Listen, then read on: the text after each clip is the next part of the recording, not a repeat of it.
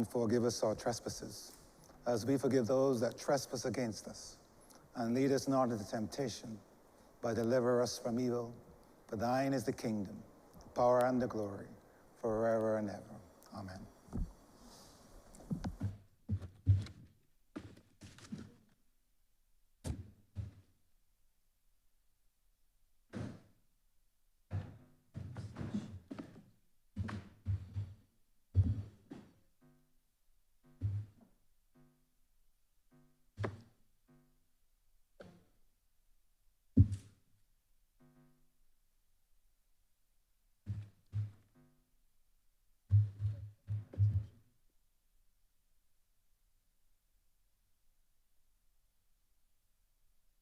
This House is in session. Minutes of the meeting held on 7th of October 2025, Monday the 13th of October 2025, Tuesday the 21st of October 2025 to be confirmed. Honourable Leader of Government Business. Thank you, Mr. Speaker. I beg to move that the aforesaid minutes be confirmed. The questions that the aforementioned minutes be confirmed. All those honourable members in favor, please say aye. Those against, please say no. Me think the ayes have it. The aforementioned minutes are hereby confirmed. Announcements by Your Honor, Mr. Speaker. Messages from Her Excellency the President. Petitions, papers, government notices, private members' notices, notices of questions, reports from select committees, first readings of bills, statements by ministers, congratulatory and/or obituary speeches, personal explanations, motions for leave of absence, oral replies to questions, notices of motion for the adjournment of the House on matters of urgent public importance, orders of the day. Honourable Leader of Government Business. Mr. Speaker, I beg to move the suspension of Standing Orders 6, 16, 18, 20, 42, subsection 5, 43, and 44 for the remainder of the day's sitting. Second, please. Second. The questions that the aforementioned standing orders be suspended for the remainder of the day's sitting. All those honourable members in favor, please say aye. For those against, please say no. Me think the ayes have it. The aforementioned standing orders are hereby suspended for the remainder of the day's sitting. Government business, sir. Government business is the order of the day. Order number 8, in the name of the Honourable Senior Minister, Minister of Foreign Affairs and Foreign Trade, to move the second reading of the Barbados National Energy Company Transfer and Vesting of Assets Bill 2025. Honourable Member for St. James Central. Mr. Speaker, sir, I rise to do exactly that, which is to pilot this piece of legislation which speaks to the transferring of the assets and the liabilities, Mr. Speaker, sir, of the National Petroleum Corporation. In fact, Mr. Speaker, if one is to be entirely precise, the House is being invited today to support the really important public purpose of transferring the assets, liabilities, and also the contractual commitments of the National Petroleum Corporation to the Barbados National Energy Company. And in so doing, sir, we will be, sorry? And in so doing, sir, we will be seeking to repeal the National Petroleum Corporation Act, Cap 280 of the laws of Barbados. Well, Mr. Speaker, sir, at Clause 3 of the bill, provision is made to effect the transfer of the National Petroleum Corporation's assets and its liabilities, and that will be effected, EFFECTED, that will be effected once the legislation passes the House and is promulgated. The reality is that once the legislation comes into effect immediately, therefore, sir, the new entity, which is the National Energy Company Limited, will continue and it will adopt all of the contractual commitments which at present are held by the National Petroleum Corporation. So there's no break in the contractual liabilities, responsibilities, and equally, Mr. Speaker, sir, there's no break in the ownership of the assets of the entity. At clause 4 of the bill, sir, we speak to the question of the functions of the the new energy company, and the powers of the new energy company. And simply put, Mr. Speaker, sir, this is also, again, a matter of continuity. The functions and powers of the National Energy Company will continue those functions and powers of the entities which previously were separate. We had the National Terminal Limited, Barbados National Terminal Company Limited. Mr. Speaker, sir, we had the National Oil Company, we had the National Petroleum Corporation. These are the body or group of companies which were owned by the government of Barbados, or are owned by the government of Barbados, and effectively, Mr. Speaker, sir, they come under one roof. The work of the new energy company, therefore, will continue to be that work which was done by the other companies in the group, so that, for example, the acquisition of licenses with respect to the Petroleum Winnings Act, sir, that will be continued under the new energy company.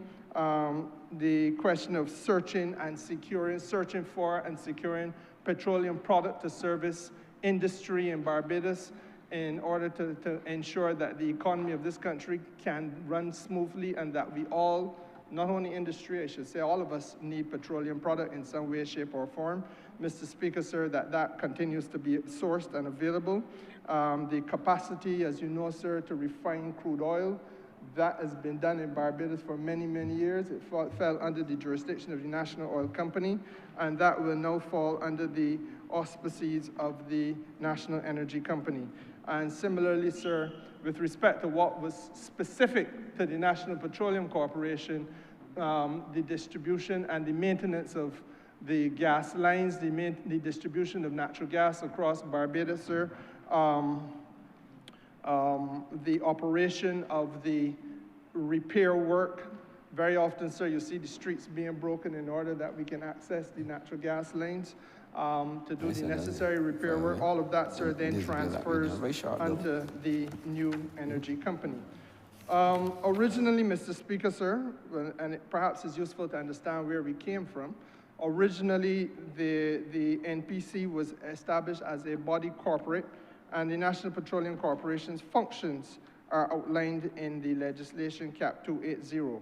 And effectively, all, as I had indicated before, all that we are doing is repealing and replacing all of the functions that previously existed and transferring them into the new Energy Company Limited. Now, Mr. Speaker, sir, the House will recall that it was on the 1st of April of this year, I believe, that the Terminal Company Limited and the BNPCL were amalgamated. The BNOCL, National Oil Company Limited, and the Barbados Terminal Company Limited would have been amalgamated. And that was the point at which the National Energy Company was formed. So that, interestingly, you have to understand the roles of the companies. The National Energy Company, Mr. Speaker, sir, is actually the parent company of Barbados National Petroleum Company Limited, and, the parent company of the Barbados National Oil Company Limited. So the National Oil Company was its subsidiary, and in order to avoid any policy irrationality, NPC must also be brought under the ambit of the new Energy Company Limited, so that under one roof will stand the National Terminal Company, the National Oil Company, and the NPC as it used to be. And as I said, Mr. Speaker, sir, the NPC's functions of managing and the distribution of natural gas continues under this new company.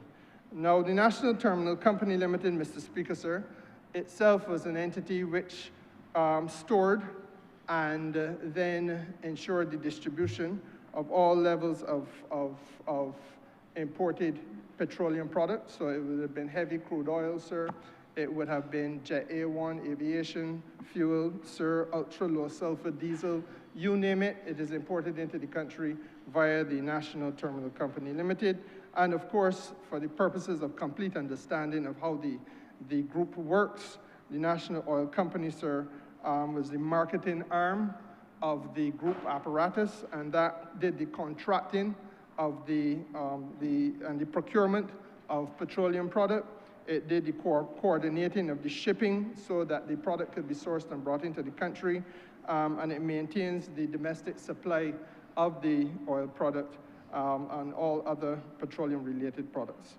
And of course, sir, last but by no means least, it was the company that was in charge of petroleum exploration, both onshore and offshore.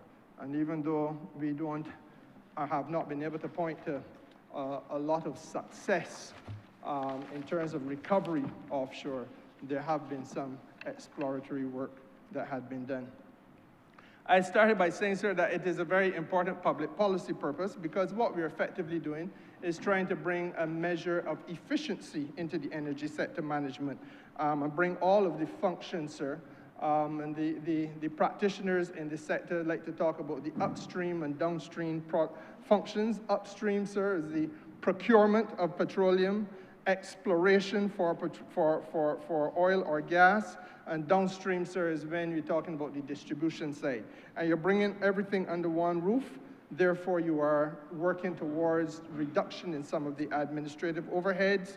You're creating economies of scale, sir, and you're effectively saving some costs. Now, sir, whenever you talk about saving costs and creating economies of scale in an amalgamation, inevitably and invariably, it gives rise to questions of staffing concerns. It would be remiss of me not to speak to that issue because, sir, Clause 6 of the bill speaks directly to the question of employees of the NPC becoming employees of the new company. And they are employed, Mr. Speaker, sir, on terms which are no less favorable than those on which they were employed prior to the commencement of the Act. So once this legislation becomes law, then the employees, sir, become employees of the Barbados National Energy Company. Their terms and conditions, the terms and conditions of their contract of employment remain as they are, and there is no disadvantage to be attributed to them. I made that point, sir, specifically with reference to some of the silent fundamentals that often are not spoken about but are critical to the individual. Things, sir, like your pension rights remain secure and they continue. Superannuation rights are preserved and they continue, Mr. Speaker, sir, and they transfer without prejudice to the new energy company. The April amalgamation, Mr. Speaker, followed work done by an amalgamation committee. The amalgamation committee, sir, comprised the trade unions of Barbados because both the national, both the Barbados Workers Union and the National Union of Public Workers represent officers of the National Petroleum Corporation and also officers of the Barbados National Oil Company and also officers of the National Terminal Company Limited. And, sir, the union, therefore, was part of the amalgamation committee. Representatives of the boards of management of the entities were part of the amalgamation committee, sir. The boards of the directors of the companies were also part of it, and it was coordinated under the guiding hand of the Employers Confederation of Barbados. I want to thank the Employers Confederation of Barbados for their partnership with us in this regard. I take my time, Mr. Speaker, sir, so as to give my learned friend from the constituency of Christchurch South an opportunity to become familiar with the legislation. I see him scrambling. I will take my time because I want for him to be able to participate in this debate. I understand. Yes, I intend to be very reasonable. And the question, sir, of what this legislation contemplates, sir, is really, as I said, bringing all of those members of the group, the energy group, owned historically by the government of Barbados together for the purposes of finding efficiency. Now, obviously, sir, I'm not the line minister, but my understanding of the process with regard to the work of the amalgamation committee was that there are no issues with respect to labor and staffing, and that all is well in that regard. And therefore, sir, I am thankful to all parties who participated. Now, Mr. Speaker, sir, part of the amalgamation also touched and concerned the question of change management. Because you would understand, sir, that if for practical purposes, you've been working with the National Petroleum Corporation, doing things, I don't want to say doing things your way, but doing things the way in which the corporation would want to do it, it then is aligned or realigned with other companies, and there is a shift in the management structure and perhaps a rationalization of some approaches, that there has then to be a fairly transparent, first of all, and also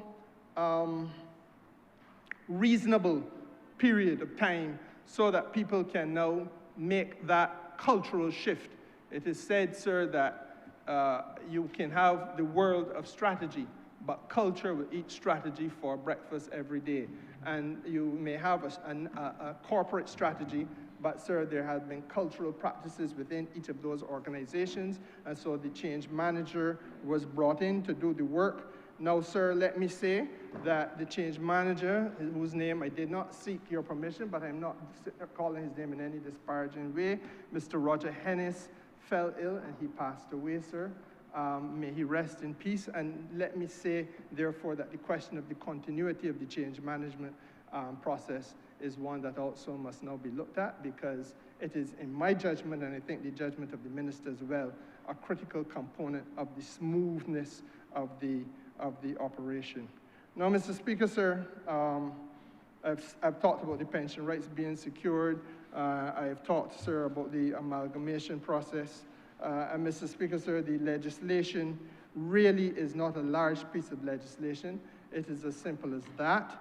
And perhaps, sir, it would suffice to just speak to the House only about the NPC in that bland and perhaps more mundane and tedious approach.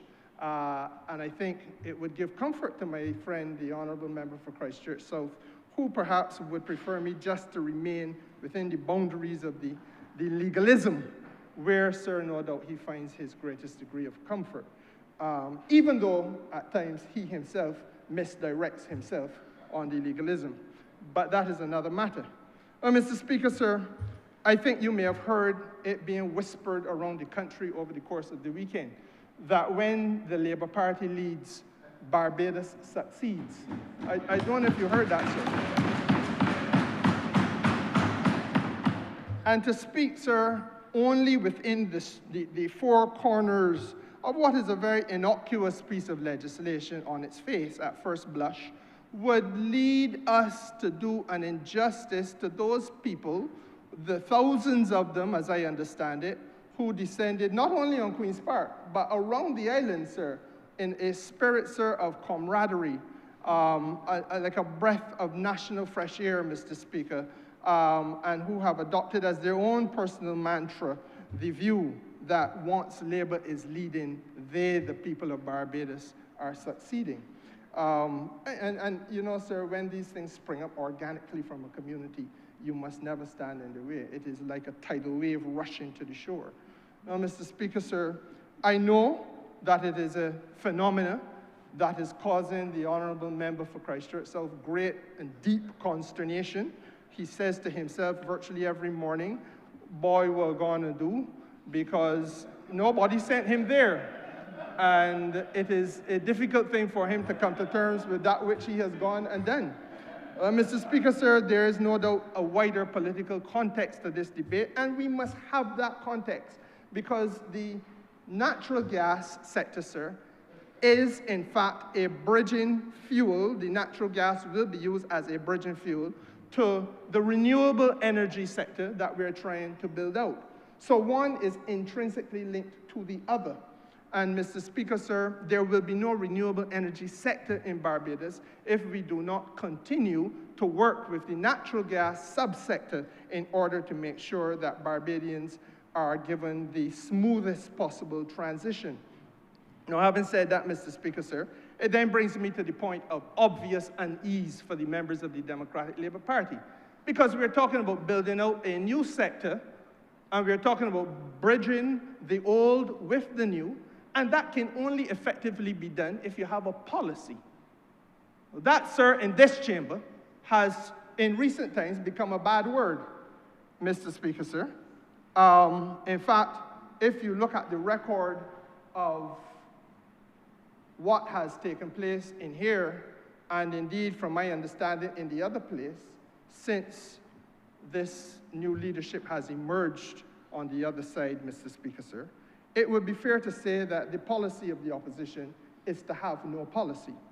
An ex-cathedra, this house, outside of the house, Mr. Speaker, sir, if you listen to what they say, I nearly said bray, what they say under cover of darkness in the constituency of St. James North, in the constituency of St. James Central, where they sought, sir, I woke up last Monday morning to discover I had been ravished by a sheep, Mr. Speaker, sir, a measure of abuse unheard of in the peaceful environs of my constituency.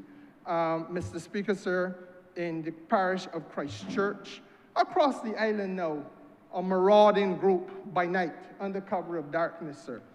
Maligning, Mr. Speaker, sir, mischaracterizing fact, Mr. Speaker, sir, misguiding the public of Barbados, sir, miseducating the public of Barbados, if the public do listen to them at all. I am told that there's a caravan that just picks up a few people from outside the Democratic Party headquarters and carries them to a bus or two, carries them to whatever spot they're going to pitch their camp at in order to hurl abuse into the night air. And Mr. Speaker, sir, the one thing that is clear and consistent is that there is no policy discussion. You have witnessed, you are born witness to it in this place, Mr. Speaker.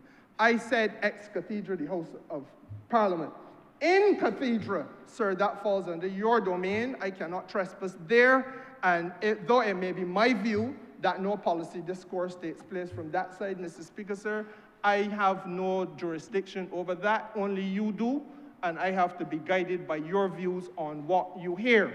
Mr. Speaker, sir, what cannot be taken from me is my right to formulate an opinion that in a policy that is uttered in here from that side. And therefore, what we have, sir, is, how best do I describe it, sir? Because I can give him some time to gather thought.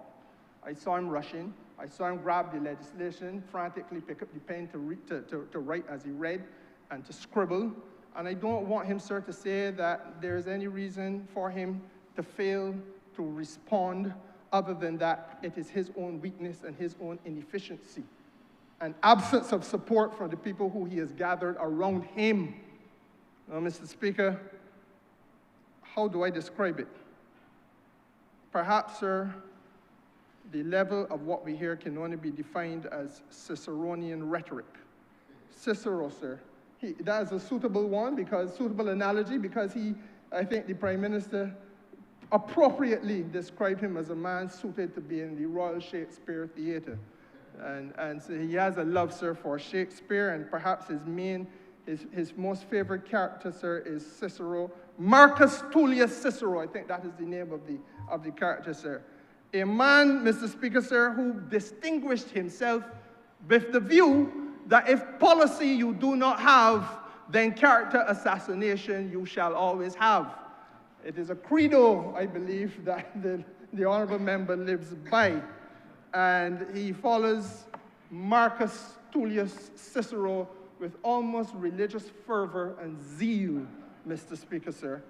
And if you have read on Cicero, you know that he is known for what is called the Second Philippic, which is the longest, nastiest, most scathing, most vicious attack on political opponents, sir, I think, in the history of mankind. And it is an excursive, Mr. Speaker, that the honourable member has obviously read, reread, and studied. And there's a formula. Honourable members in here, sir, will reflect on what they hear in this place. The vilification of opponents as tyrants and dictators. Does that sound familiar to you, sir? Tyrants and dictators. The ridicule of your knowledge, Mr. Speaker, because you do not know the law. And that Cicero, sir, was a famous lawyer, and he convinced himself, even if not others, that he had a monopoly on the knowledge of the law, Mr. Speaker. So if it sounds familiar to you, if it sounds familiar to you, Mr. Speaker, sir, I forgive you. I forgive you. The insistence, Mr. Speaker, on vilifying his colleagues in the Roman Senate while telling them to be heard, that he must be heard in silence. I do not know, Mr. Speaker, if that also sounds familiar to you. And I urge you, sir, to become acquainted with the Second Philippic. If it does not, because it is an excursus, sir, that has a haunting refrain of familiarity. And though the original was done by a Roman several thousand years ago, it has been borrowed from, if not completely stolen, by others. Now, Mr. Speaker, sir, I say that only to bring me to the point that this House, your House, sir, has to know what transpired in the other place, the Honourable the Senate. Because this debate does not begin here. This debate was led by the Honourable Minister of Energy in the other place. And there was obviously, sir, an opportunity for the Democratic Labour Party spokesman to issue a reply. And that is standard fare, Mr. Speaker. I don't think that there should be any doubt. I don't think there should be any doubt that the opportunity would have been given, and it was taken. And what was said when I did my research stunned me. And I will share with your honor and your honor's House, Mr. Speaker, the Democratic Labour Party's position in the Senate. Because as I said, and I say again without fear of contradiction, that part of the problem in this place is that we come to discuss matters of governmental policy with an opposition that has no policy and has no competence to engage sensibly or seriously on policy. Well, Mr. Speaker, sir, in the other place it was uttered that the energy transition, and I quote, should be a policy of gradualism. In other words, let us take our time with the transition to renewable energy. This is nothing that needs to be done quickly. Let us do it gradually. Business as usual, Mr. Speaker, sir. We can be languid. We can be as relaxed as we want to be because there is no sense of urgent purpose in the transition requirement. The spokesperson, Mr. Speaker, sir, in the other place went on to say that there's nothing to be gained from heavy investment in the sector. I want you to understand, Mr. Speaker, sir, where the Democratic Labour Party's voice is. There's nothing to be gained from heavy investment in the energy sector. A sector, Mr. Speaker, sir, that is going to touch transportation in Barbados. A sector, Mr. Speaker, sir, that is going to touch construction in Barbados. A sector, in fact, not touch, a sector that must be at the center of the future of transportation in Barbados. It must be at the future of construction in Barbados, Mr. Speaker, sir. A sector, sir, that must embrace the education of our children, sir. A sector, Mr. Speaker, sir, that must also be at the sector of the future of the agricultural industry in this country, Mr. Speaker, sir. A sector that must be at the center of the future of public health in Barbados, sir. A sector, Mr. Speaker, sir, that cannot be removed from the prospects and the success of the tourism industry in Barbados. And we are hearing in the other place from the appointed spokesperson of the Democratic Labour Party that heavy investment, Mr. Speaker, sir, is something from which there is nothing to be gained.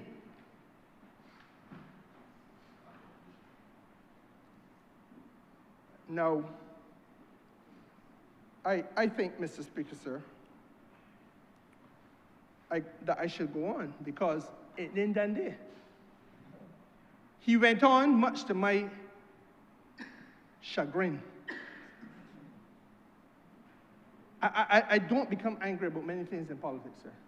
But when a man can stand up in a parliament, a chamber of the parliament, and say, sir, that we, the Barbados Labour Party government, excluded residential investors, there's nothing further from God's truth.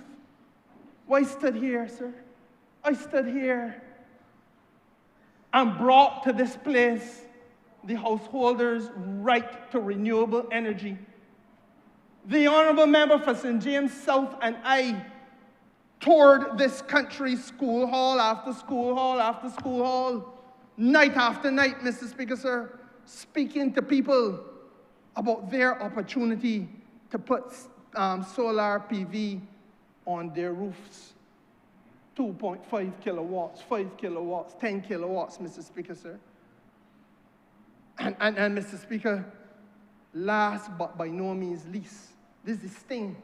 This is the centipede bite, Mr. Speaker, that the advice that the honourable member of the other place would give to this government is that, and I quote him, there is a need to pull back. Pull back, sir. So all the sectors I just talked about, that we want to transform the way in which we construct buildings in Barbados and house our people, the way in which, Mr. Speaker, sir, our children can be taught in a degree of comfort, and I use the word degree not in its tradition, in its ordinary sense. I also mean, sir, the climatic degree. Mr. Speaker, the agricultural sector transformation that must include renewable energy. They, sir, do not want that society, that transition, that transformation. They're building a strange land where we perpetually will be reliant upon the fossil fuels and the imports and the imported costs and the importation costs. Now, Mr. Speaker, sir, when I think of the building of a strange land, my mind goes back, I think it is to Psalm 137. And the question is asked, how can you sing the Lord's song in a strange land? I don't know, sir. I don't know. And you know, life imitates art sometimes. And there's also a truism that art, sir, anticipates life. And some years ago, a group, I think, called Boney M sang a song. And if the words, the lyrics are very, very appropriate. When the wicked carried us away in captivity. I don't know who you're talking about. But if you can tell me that the little children should continue to suffer in the heat of the classrooms of today, where every MP is being asked to bring some fans. I don't know how many of you carried to schools in your constituency, sir. I got a truck, and I have carried, sir, 6 and 8 to school, and then here you need about 10 more. Minister, can help me with some more? Doing swirling hot air. When the wicked, Mr. Speaker, sir, carried us away in captivity and required of us a song. Because you should be happy about these things according to the Democratic Labour Party. This is the future Barbados. Rejoice and be glad, be exceeding glad, for great is your reward in George Street. Huh? That is the song of the Democratic Labour Party. The wicked carry us away in captivity and required of us a song. How can we sing the Lord's song, sir, in a strange land? That is why you're hearing it all around this country, that when Labour leads, sir, the Barbadian people have a chance to succeed. I was taught, Mr. Speaker, I was taught that I should never attribute to malice those things that are perhaps best described or ascribed to ignorance. I was taught that, sir. The honourable member for St. Thomas was taught that. There was a gentleman from St. Peter, a right honourable gentleman, who used to urge that constraint, that restraint upon us. Do not attribute to malice those things that are best described as ignorance. And I do not lay culpability for ignorance, sir, at the feet of the honourable member in the other place. He didn't send himself there. And he obviously, sir, is unread, obviously unready, and he can't keep himself there, sir. The culpability lies at the feet of the indisciplined and the negligent individual who was too, perhaps, intellectually indifferent, if not lazy, to offer guidance on these matters. I have heard the views of the Leader of the Opposition, sir, on a thing called the Marcia Week Show. I have heard in this place, Mr. Speaker, sir, the Leader of the Opposition mock the idea of resilience, that this is a catchphrase. I have heard him mock the idea of a sustainable economy and society. His exact language, Mr. Speaker, in this place is that these are catchphrases that they're coming here talking about resilience and sustainability. What does that mean? I have heard that in this place, Mr. Speaker, sir. Pretty words. Huh? He called them pretty words. He called them pretty words, which I believe, sir, is a camouflage for his lack of understanding of what we're talking about. And he looks now, sir, he's searching in his bag, shifting about in his chair uncomfortably, and I don't want him to feel that he must be discomforted in here. He's welcome for the time being. The time has not yet come. I think the Prime Minister suggests you've got about 15 months, son. So don't get uncomfortable yet. The truth of the matter is, Mr. Speaker, sir, that it is a fact that is the type of attitude he has brought to the question of resilience in the economy and society and sustainability. And, Mr. Speaker, sir, since the Democratic Labour Party has sought to use the other place as a chamber to peddle absurdity and to defile the chamber, sir, by something that can only be described as garbage, then, Mr. Speaker, sir, I think I have a duty to respond more fully. That's why I say I'm not going to confine myself to the four corners of that little piece of legislation, because there is a duty, Mr. Speaker, to understand how the bridge between the old fossil fuel industry and the natural gas subsector arising out of it connects with and enables us to have a bridge to cross as we build out a renewable energy sector from ground zero. From ground zero, Mr. Speaker, sir. Now, there are those who don't like to discuss policy, but they're going to discuss it in here today, Mr. Speaker, because the Parliament of Barbados has seen two national energy policies. Two. One from the Democratic Labour Party, which was laid in 2017, and their trajectory, Mr. Speaker, was to take them for 20 years, 2037. And what was their anticipation? How did the Democratic Labour Party see renewable energy the year before the people ushered them, crowned them with laurels, and ushered them out of the state, giving them, sir, not a single seat? The Democratic Labour Party's energy policy 2017 to 2037, sir, the 20-year plan had a target that there will be a 75% reduction in fossil fuel reliance. So even by 2037, Mr. Speaker, sir, 20 years down the road, they still would have been looking to import 1/4 of this nation's petroleum product requirement, sir. They still would have been wedded to the fluctuations in the international marketplace. They still, Mr. Speaker, sir, would have been reliant on the importation, the sourcing and importation of oil and gas coming from overseas. Mr. Speaker, sir, the foreign exchange vulnerability, because you're spending foreign exchange to bring it in. The absence, Mr. Speaker, sir, of national energy security, because you're still wedded to an importation structure from somewhere outside. That did not disturb them. In contradistinction, Mr. Speaker, the Barbados energy policy, Barbados Labour Party's energy policy, was 2019 to 2030. And we said, Mr. Speaker, that there's a target of having a 100% fossil fuel-free economy and society. 100%. We, sir, said that we had to disconnect ourselves from the global volatility, the volatility in the global energy sector. We said, Mr. Speaker, sir, that we had to de-risk the foreign exchange of this country and stop it from being so vulnerable We said, Mr. Speaker, sir, that we had to build out national energy security. No, sir, what does that mean? Go back to what they're saying in the Senate, that it should hold back,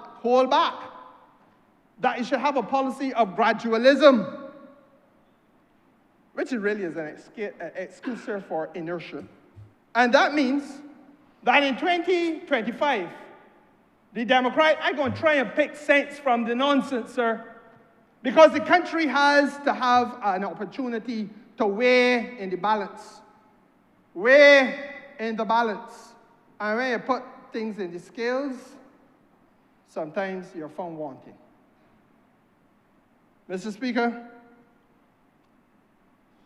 the Democratic Labour Party policy is telling us about a continued exposure to fluctuation in oil prices, a continued exposure to uncertainty and unpredictability in our economic planning.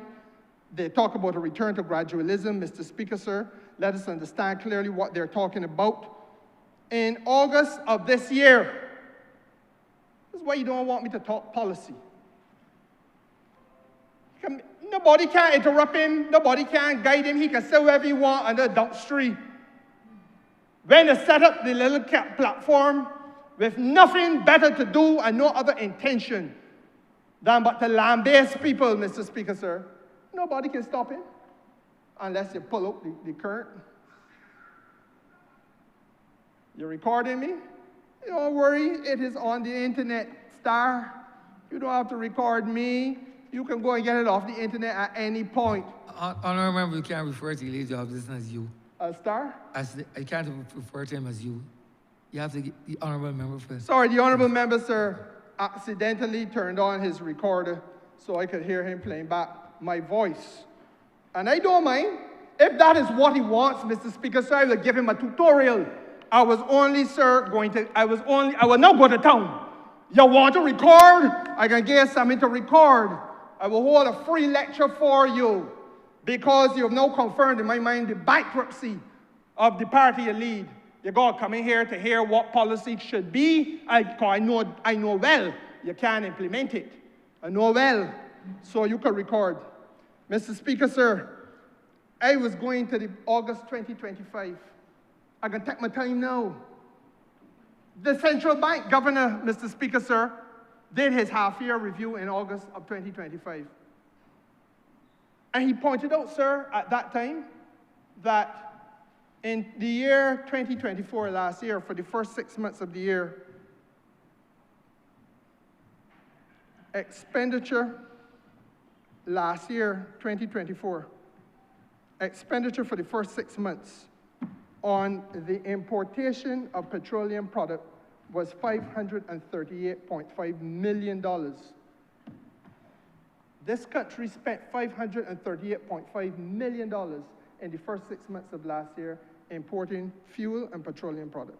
This year, Mr. Speaker, sir, and I'm going to use this as the opportunity for you to understand the wild fluctuations in energy pricing.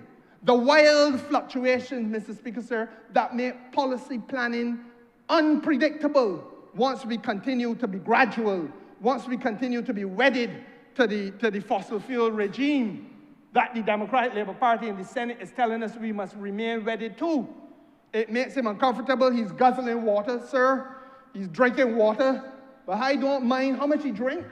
The fact of the matter is he can either repudiate it or stand condemned by it. The 2025, Mr. Speaker, sir, which is this year, first 6 months, saw an expenditure on importation of fossil fuel of $262.5 million, sir. As opposed to last year, same period, 6 months, $538.5 million, which means that there was a $276 million decline in cost.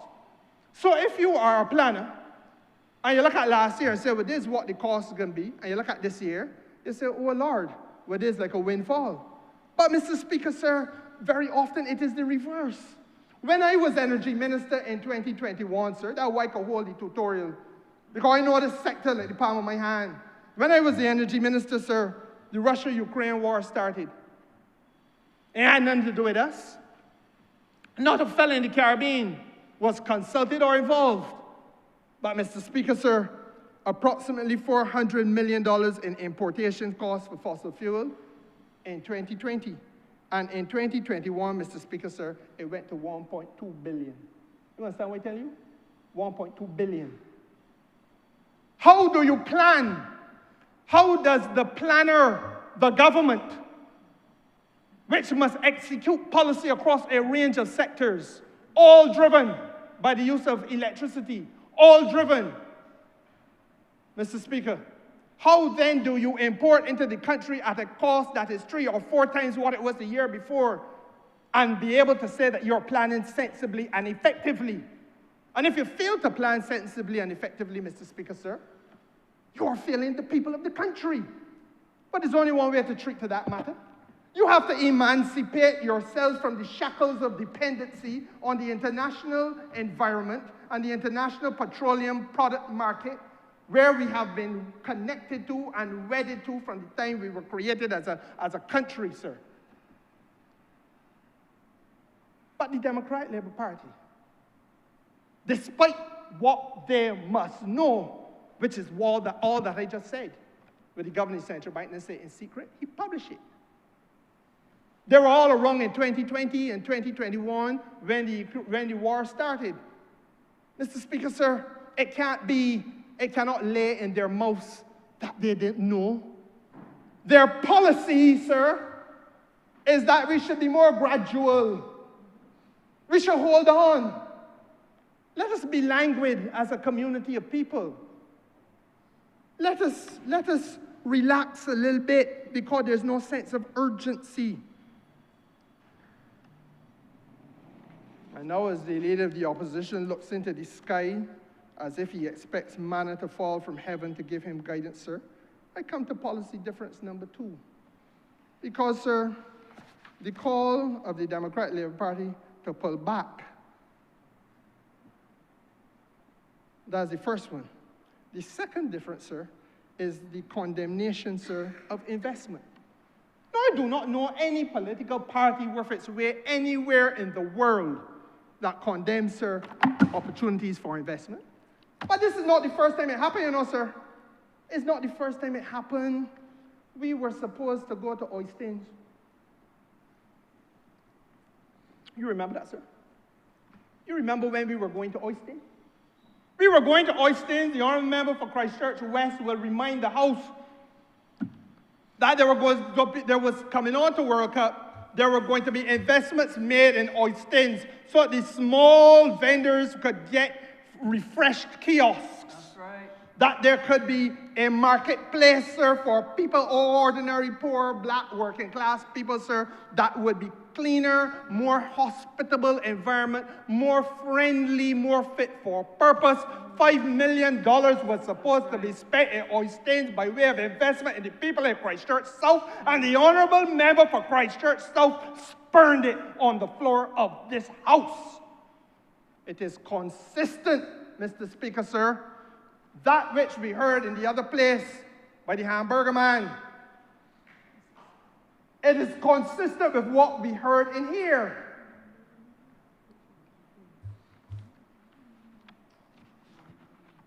Walters. It is consistent, sir, a Democratic Labour Party that spurns investment in the renewable energy sector.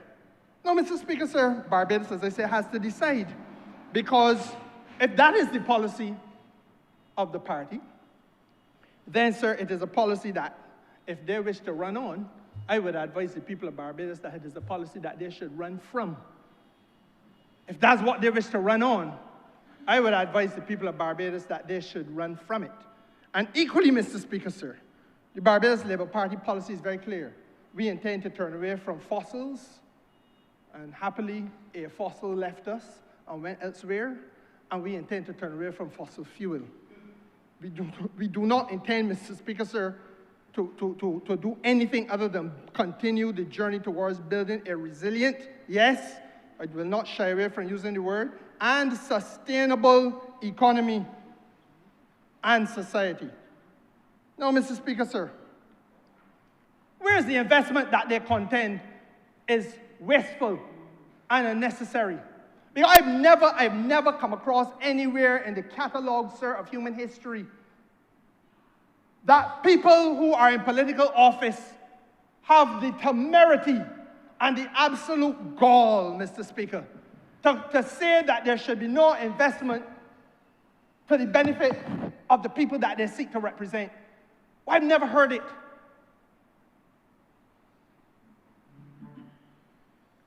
The Democratic Labour Party, sir, plumbs new depths every day.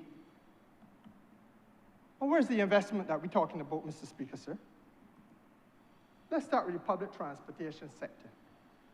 We came to office, sir, and found 36 old diesel buses. I stand next to the honourable member who was the first transport minister and after the 2018 avalanche, sir.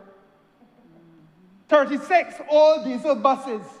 And you will recall, Mr. Speaker, sir, you are aging, but you are not, you're getting older, but you're not getting colder. You will remember, Mr. Speaker, sir, the WhatsApp that went around. It wasn't a meme, it was a recording of a passenger sitting on a public transport board bus. The bus had a hole in the bottom of it, and he recorded, sir, you could see the road. He's sitting down in a, presumably, or standing, I don't know which one. And you could see, sir, that the whole flooring of the bus had rotten away. A bus with a hole in it, sir, on the streets of Barbados, offering services to the public, the traveling public of Barbados. That is the Democratic Labour Party's record that the honourable member has rushed to embrace. I talked last week about standards, Mr. Speaker, sir. You could tell a lot about what honourable members think are appropriate standards by the way in which they embrace certain things. That is what he went to embrace. Diesel buses that were falling apart. I have never heard the honourable member part his lips to speak against that. Where are we today?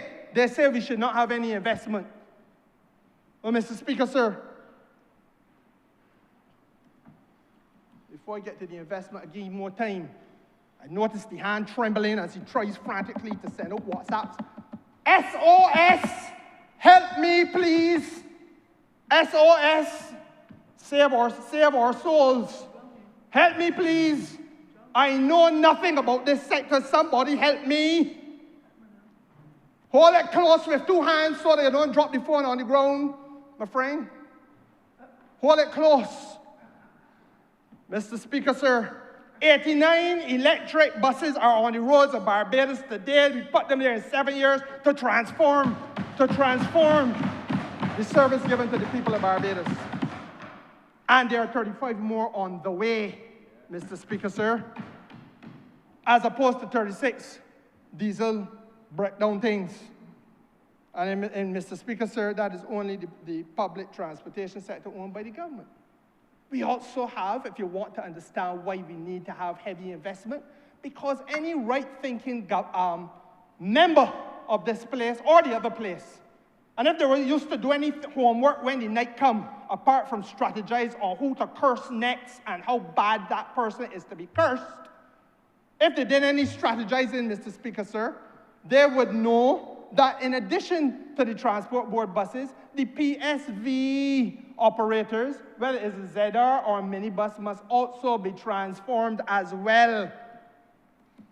Well, Mr. Speaker, sir,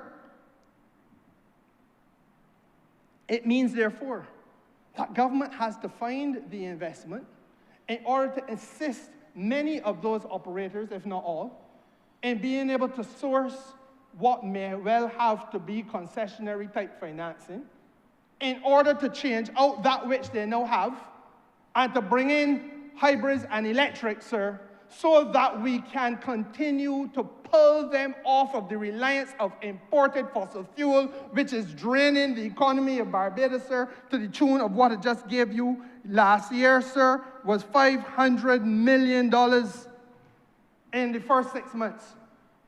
We don't have any control over those prices, Mr. Speaker, sir. If a shot let go 200 miles, 300 miles off the coast of Barbados, one shot, oil prices will go sky high. One shot off the coast of Venezuela.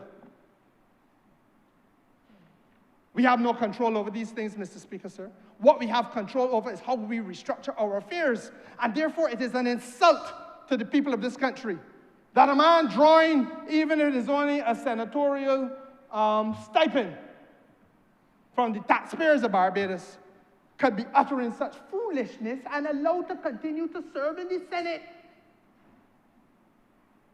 Well, the first thing that the leader should have done is to call him in and relieve him of the burden. Tell the star, no, man, you perhaps need to go back to the burger place, boy. Don't tell me he can't fire a senator. He did one already. Only thing he fired the wrong one, and for the wrong reason.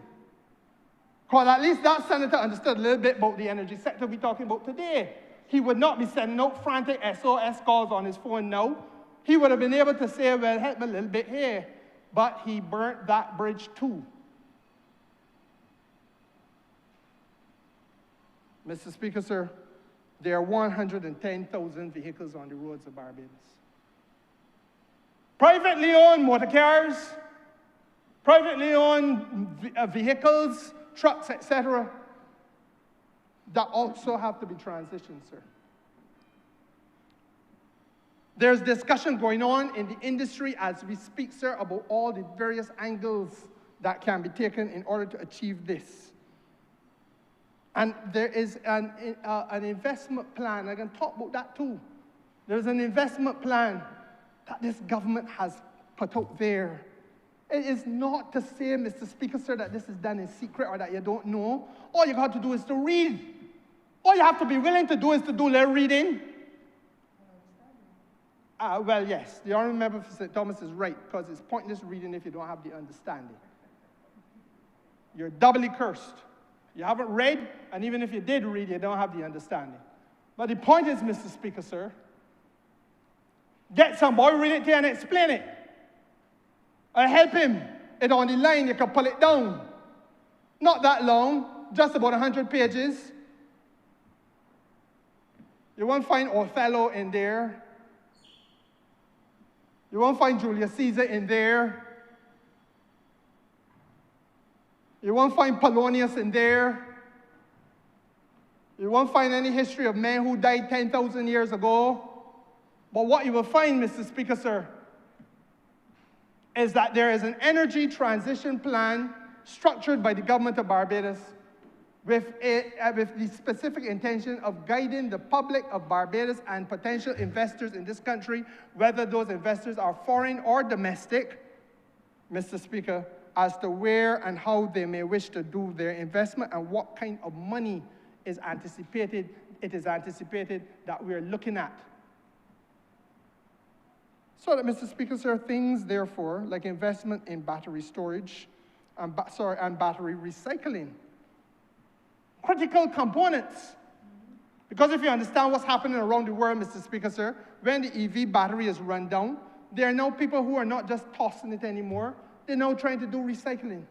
And if we as a country stop talking foolishness about having less investment, but rather understand that it is a glorious opportunity to train some of our young people so that in addition to the investment, you have job skills and job training for new sectors, new opportunities for employment, sir, then things like the recycling are things that we have to be doing.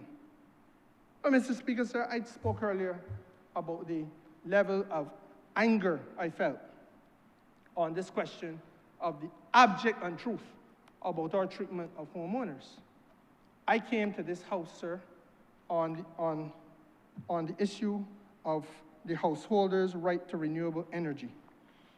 I piloted the bill in this place. You were in the chair, Mr. Speaker, sir. And what was it about? It was because of the fact that we stood and we watched what was happening, that people with large pockets, deep pockets, stretching down to the ankle, were able to say, look, I can put how much ever amount of money into an investment. And so they had gone full steam ahead. And they were getting preferential treatment above and beyond the ordinary man who was struggling to refinance a mortgage in order to make sure that he could get a little $20,000 to put the PV on his roof, or a little $15,000 to get the PV on his roof. And we said, no, let us fast track some of these ordinary people, because the island's small. The island is not getting any larger, sir. So therefore, there is going to come to a point where there's only so much solar photovoltaic that can go onto our grid. And in the circumstances then, there was no battery storage either. So therefore, Mr. Speaker, sir, you can't just keep pumping more and more renewable energy onto the grid. You have to have battery storage to complement it. And we said, look, let us make sure that we democratize. Hear the word. We democratize this process so that as we create a new sector, we do not once again commit the failed practice, the practice that I, Kerry Simmons, despise, of placing all the opportunity in a new sector in the hands, Mr. Speaker, sir, of those players with large pockets, where the ordinary Barbadian is left to stand by and watch people walk the streets with gold.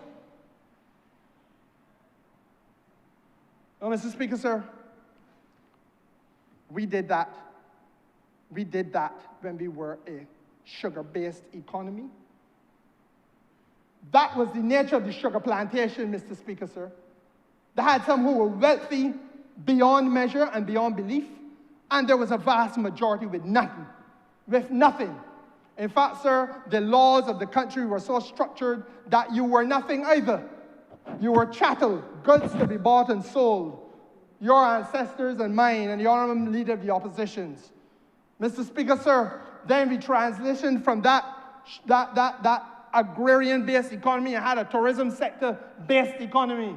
And again, Mr. Speaker, sir, the haves in the tourism sector, Mr. Speaker, have plenty. And there are others, sir, who are in the tourism sector, day and night toiling, and they do nothing but the most menial of tasks. The society and economy must be democratized. Mr. Speaker, sir, we then turn away, not completely from tourism, but we introduce a new sector, international financial services, driving multiple millions of dollars. And again, Mr. Speaker, sir, there are those who are replete with splendor. And others, Mr. Speaker, sir, as he goes behind the Speaker's throne now to get information because he came here bankrupt of knowledge, bankrupt of understanding, armed only with an intent, Mr. Speaker, sir, to humbug the government in here with foolishness that is irrelevant.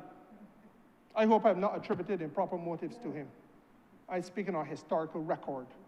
Mr. Speaker, sir, the international financial services sector was the same thing. It had the same definitions. And the society can only continue without having massive convulsion for so long if it is that we go this route all the time. So yes, as Minister of Energy, I felt it was important to take steps, sir, for us to be democratizing energy opportunity in Barbados. And we came with the householders' right to renewable energy. Now, there are obviously those players who didn't fancy it. And there are those people who chose not to move with great alacrity on sourcing the battery storage, which is absolutely critical to support new investments coming on stream. Do not fool yourself for 5 minutes, Mr. Speaker, sir, that there are not multimillionaires in Barbados who feel hard done by when they're told that they have to share this new pie with ordinary black-skinned boys and girls in Fitz Village and in Redmond Village and in Hoyts Village, Mr. Speaker, sir. They may not say that to you directly, but they feel hard done by. But government has to intervene in order to ensure balance and fairness in the economy. And I will not apologize for saying that it is an abject and complete untruth. It is a baseless and malicious untruth to suggest that this government, sir, did not go where no other government in the Eastern Caribbean has gone, which is to say that we will fast-track householders, sir, to the best of our ability and give them an automatic right to renewable energy. Not that you got to wait in line for any committee to meet and then determine that you could get or you can't get. What was the criteria, Mr. Speaker, sir? That you go to the Ministry of Energy and you give them your name. You go to the Ministry of Energy, you produce an ID, Mr. Speaker, sir. You give them your contact information, show them your light bill, which is proof of the fact that the name and the ID suit and meet, correspond with the light bill. And Mr. Speaker, sir, give us a measurement of your roof size and the system size that you want to put on top of the roof. 2.5 kilowatts, 5 kilowatts, 10 kilowatts, what it may be, and then you were automatically positioned to get the license. There no other government in the Eastern Caribbean that has done that, sir. Not one. Not one. And the miscreants in the Democratic Labour Party, unread, unprepared, disinterested, indifferent, incapable, parading up and down, that they want power to do what? To do what, Mr. Speaker, sir? When the wicked carried us away in captivity, they required of us a song. But how do you sing the Lord's song in a strange land? And that is the land they want to create. A strange land, Mr. Speaker. We are bred and born in Barbados. If you're in Oistins, you should not benefit from $5 million in capital investment in Oistin. If you're about Barbados as an ordinary man with a board and shingle house, you should not get any renewable energy opportunity, and you should not be fast-tracked. If our bar had not been burnt and his ashes scattered, Mr. Speaker, sir, he would be turning somersaults in his grave. Came back today, he wouldn't recognize the party he formed. Couldn't.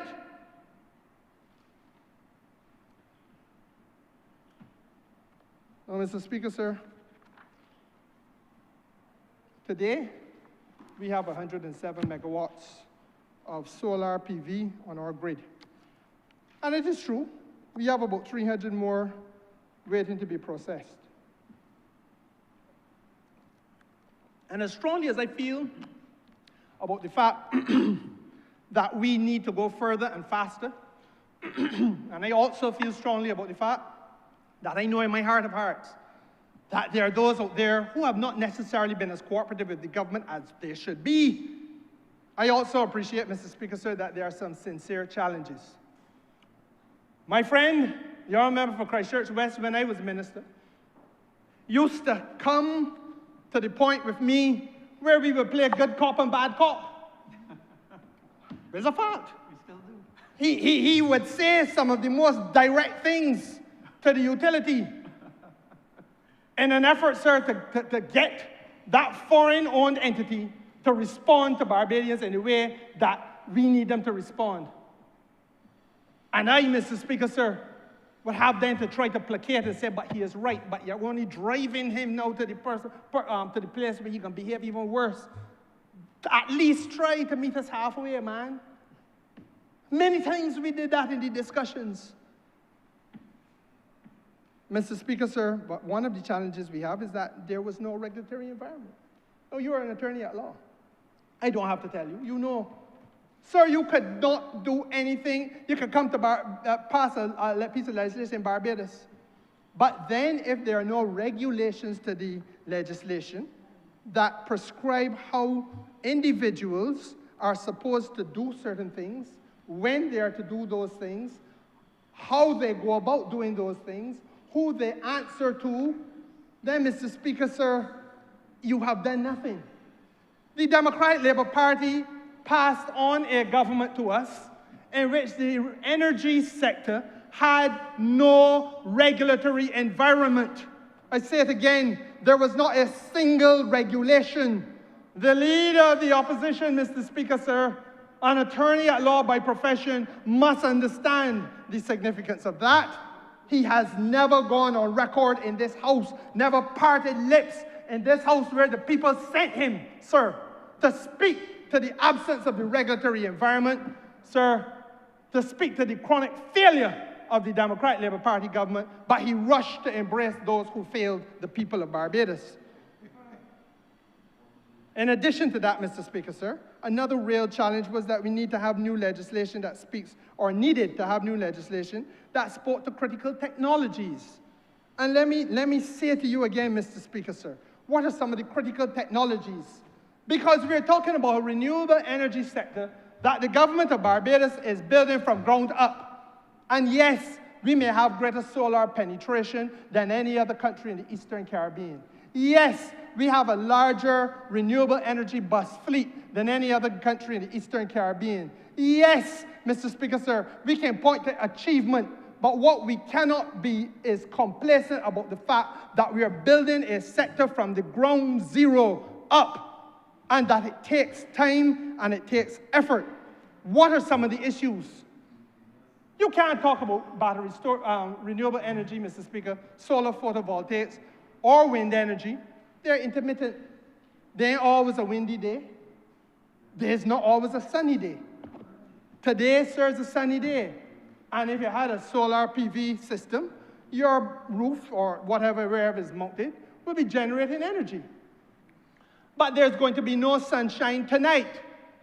And so therefore, Mr. Speaker, sir, the energy generated now, if it is to be used purposefully, would have to be used and stored somewhere, Mr. Speaker, so that the Honourable Member for St. Thomas, when she get on tonight and flip the switch, could be able to have power dispatched to her residence so that she could get the benefit of that which was stored.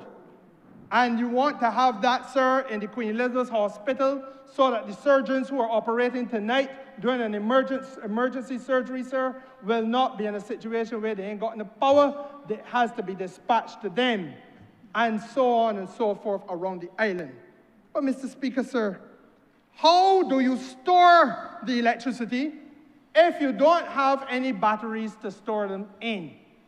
How do you store the power generated if you don't have any batteries? Battery storage, I said on the floor of this house before, and I say again, had been a major challenge to us. And the regulatory environment on what we do with regard to battery storage, sir, what are the conditions that they are kept in, who is licensed, and how you get a license for battery storage, what are the requirements of the battery storage operator, sir. All of that is silent because there was no regulatory environment to govern any of those things when we took office. We had to build that out from ground up. Mr. Speaker, sir, when done, you have to decommission these things. How do you go about decommissioning it? Hold your head, Honourable Leader of the Opposition. Hold your head like if you got a migraine. Not that you have a migraine, it's that you were absent of thought. And these things are now colliding with the four corners of your head. You should have known it. If you were interested in leading the country, you would have put yourself in a situation where you were prepared.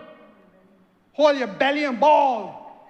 I will not run away from confronting you with the policy issues that you shy away from. You could curse all through the night, I don't care. Go all about Barbados cursing. You come in here, you can hold your belly and bawl. So slacken your tie, loosen your belt, shift from cheek to cheek and get comfortable. Call it no start. Mr. Speaker, sir, ownership and operation of microgrids all around the world now. The renewable energy phenomenon is allowing people to detach themselves from reliance on the utility, in this case, the Barbados Light and Power. These things are not being discussed in Barbados because the Democratic Labour Party and their minions and acolytes on the airwaves don't want to talk about that. They want to treat this country as though it's 1960, 1966, or 1965, Mr. Speaker. So let us have a discussion about the water flowing at the standpipe. People around the world are detaching themselves from reliance on a utility. People around the world, Mr. Speaker, sir, let us use a district in Barbados, a place like Coverley and Christchurch, where you could have your own grid. And within that district, Mr. Speaker, sir, electricity is being produced and dispatched from place to place within the community. And not a fella connected to the light and power. That doesn't happen now. But that's happening elsewhere. And our purpose and aim, if we are to emancipate this country from reliance on a utility that is not moving satisfactorily quickly in defense of the interests of the people, Mr. Speaker, sir, is the microgrid technology. But there was not a single piece of regulatory work done on it. I know wherever I speak, because these are the things I had to confront and start when I was a minister, Mr. Speaker. I know wherever I speak. And then the sale, dispatch, and supply via the microgrids. Wireless transmission of electricity, sir. Every year, at this time of year, and beginning from June or thereabouts, all of us sit down and say, oh Lord, please spare us. We don't want the big storm to come through. And every day, we drive from point A to point B in Barbados, and we pass wires in the sky on some old poles that the utility refuses to change out.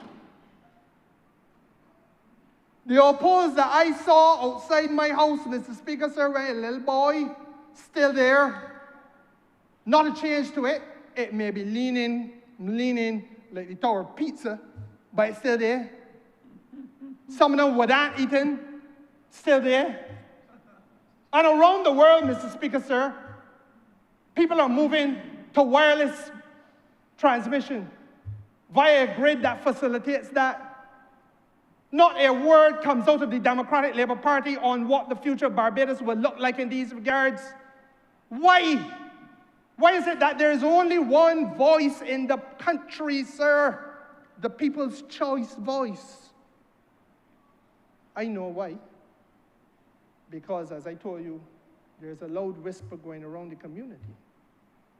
When Labour leads, Bajans succeed.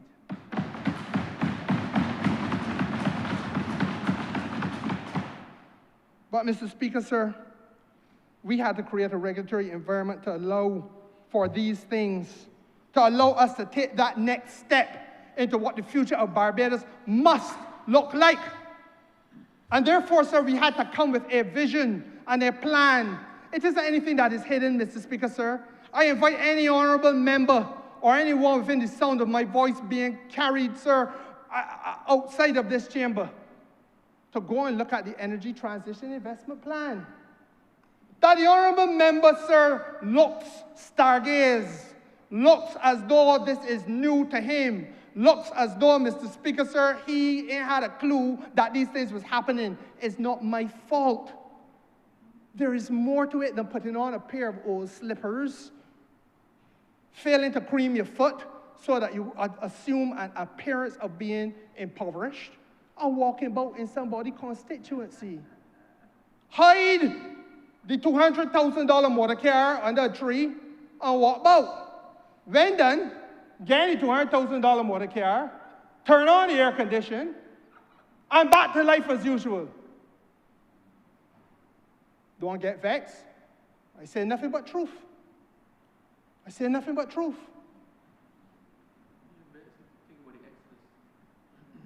Well, Mr. Speaker, sir, we also had to create a regulatory environment to allow for independent power producers in Barbados. Independent people, not the government, not the utility. You're a member for Christchurch West.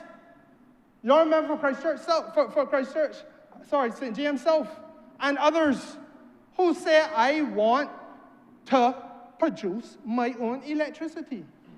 And I want, Mr. Speaker, to store my own electricity. And I want, Mr. Speaker, sir, to sell it. And as I indicated, Mr. Speaker, there are some who know looking at microgrids, all independently of the utility. But beyond those challenges, Mr. Speaker, sir, government also had to confront some structural issues because there was, in fact, a slow pace of accessing storage and ability to access it at practical cost. I was the second of the energy ministers in this administration. The honourable member for Christchurch East was the first. And he, sir, would have confronted the question of the fact that we moved the world, sir. In fact, it may have been more me than him. The Russia-Ukraine war started and during my time. And every country on planet Earth, bar none, sir, sat up and realized that oil prices, as I say, had climbed astronomically. Why?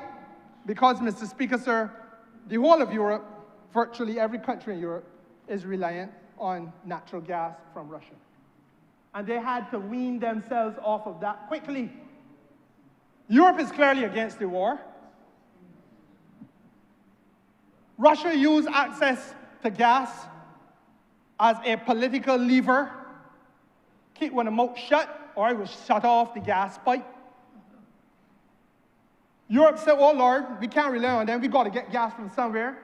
And as we all do, we turn to our friends in the United States of America, or those who we hope to be our friends in the United States of America. And Mr. Speaker, sir, the United States of America says, look, well, this is an unprecedented pot of gold. I can sell all the gas that we have to the Europeans. Oh, Lord, have mercy. Let us marshal all that we can move. But then you got some little specks in the Caribbean Sea named St. Lucia and Barbados and Dominica and St. Vincent and Grenada. Little specks. Dominica got 70,000 people. Barbados struggling with 260 or 270, and so on and so forth. And you know what we were told, Mr. Speaker, sir? The same thing we were told in COVID. Boy, we would love to help you, but you order small. We got to deal with the big ones first. So you can stand back and wait. The Democratic Labour Party, sir, does not raise its voice. I ain't asking for the boy to help the government. I'm asking for a voice to be raised on matters of principle. When the government of Barbados and the governments of this region stand together on issues, sir, that threaten the well-being socially and economically of the people of the Caribbean, the Democratic Labour Party, sir, remains silent. No collaboration under this administration. It is possible, sir, to hate the Prime Minister more than you love your country. It is possible to hate the Prime Minister more than you love your country.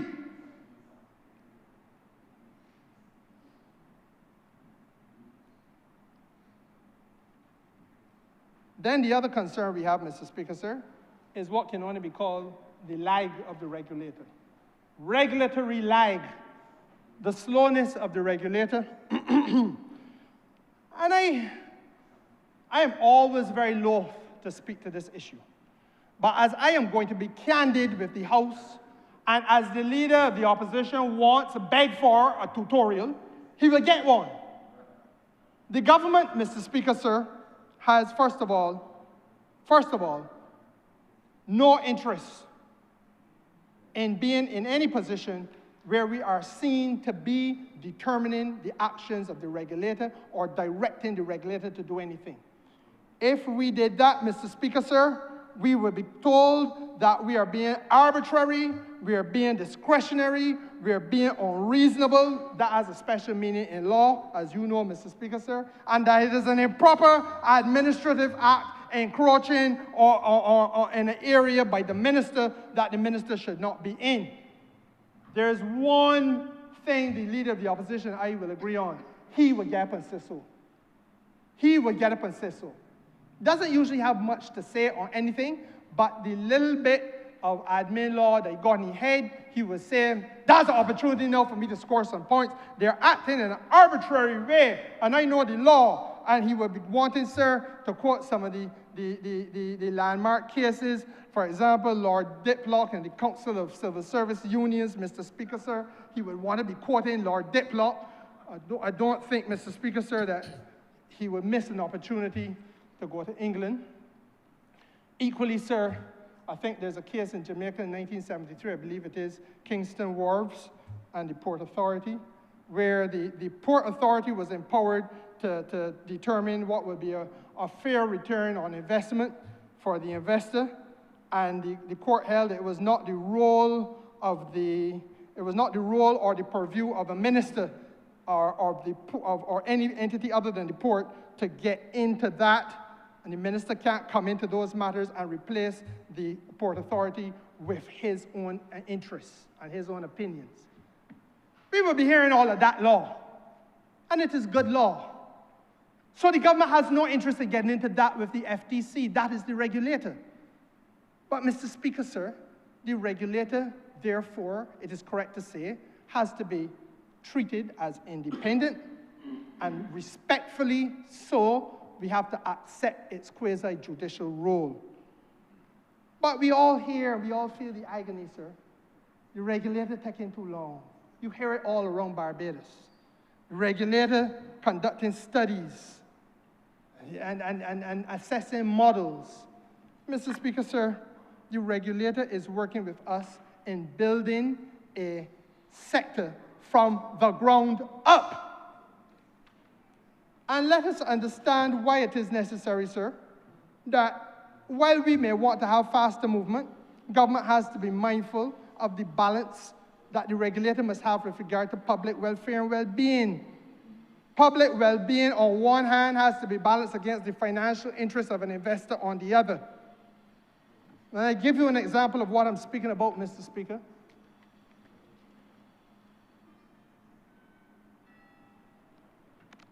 Wind energy has to be part of the energy mix in Barbados.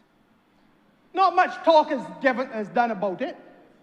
Again, we do not expect much talk to be done about it coming from a Democratic Labour Party, sir, because we understand that there's no intellectual work being done there. But there has to be an energy mix in the country. It can't only be that everybody going down the road with the fossil fuel, with the photovoltaics. There are other technologies which we would wish to deploy. Photovoltaics is intermittent. There are others, sir, which can support, even though they too are intermittent. Wind is one of them. But what are the public welfare considerations that the regulator has to look at? Sir, when you're talking about wind energy, Mr. Speaker, sir, first thing you got to do is to have a study so as to ensure that if I say that this landmark area that you want to put the investment in is appropriate for the investment, that the public, sir, will not be disadvantaged because there is, in fact, an inappropriate area place for wind to be generated, and they're generating it, sir, at a consequential, because it is inappropriate, they're generating it at a cost that is hurting the pocket of the public. So you do the wind study. But the wind study, Mr. Speaker, sir, has to run for 12 months. Anywhere in the world that you're doing a wind study, it got to be 12 months. So there's no way in which you can make 12 months 6 because you want the regulator to go faster. There's no way, Mr. Speaker, so that you can make 12 months 3 because you want the regulator to get through the process faster. And the regulator, based on the study, must also then have other considerations of a public welfare nature. What is the environmental impact?